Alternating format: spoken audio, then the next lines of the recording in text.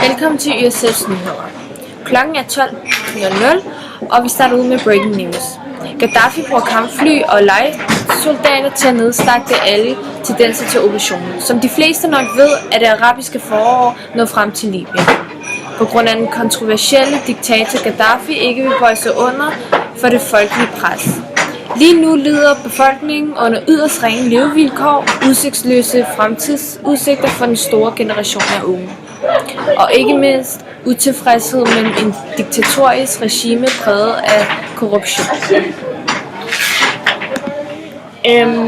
Det har lykkedes Sikkerhedsrådet at vedtage resolution nummer 1973. Der er blevet givet grønt lys for en evaluation, der skulle hindre Gaddafis fly i at bombe civile. Men der blev også givet grønt lys til udlandske fly i at bombe Gaddafis kampvogne. Herefter er det så været op til Danmark, om de vil deltage aktivt i krigen i Libyen. Det seneste nye er så, at Danmark er handlet usædvanligt hurtigt. Vedtagelsen blev vedtaget på lidt døgn efter, at Sikkerhedsrådet blev enige. Dansk Folkeparti og Enhedslisten har dog været i tvivl med deres stemmeafgivelse, men endte med at tilslutte sig. Nu skal vi høre, hvad der ligger til grund for det. Hej, velkommen. Nu har vi en debat mellem Søren Espersen fra DF og Johannes Schmidt-Nielsen fra Enhedslisten. Hvad er jeres holdning til Danmark i krig?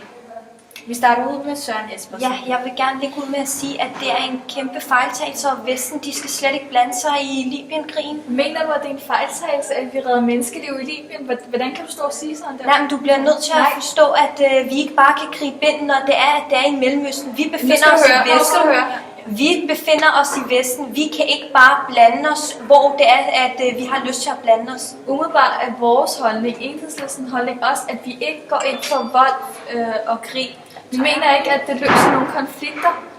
Så, men i dette tilfælde, så vejer menneskeliv meget tungere end militært angreb. Du bliver nødt til at forstå, at det var en fejltagelse at etablere flyveforbud og blande sig i borgerkrigen.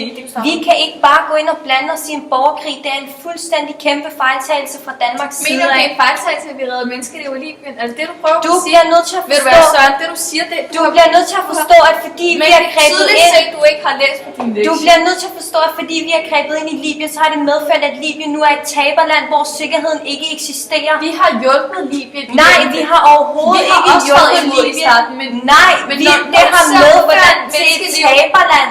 Nej, det kan du simpelthen ikke sige. Nej, vi stopper det her. Vi siger tak for i aften, og på gensyn. Røv for helvede, mand.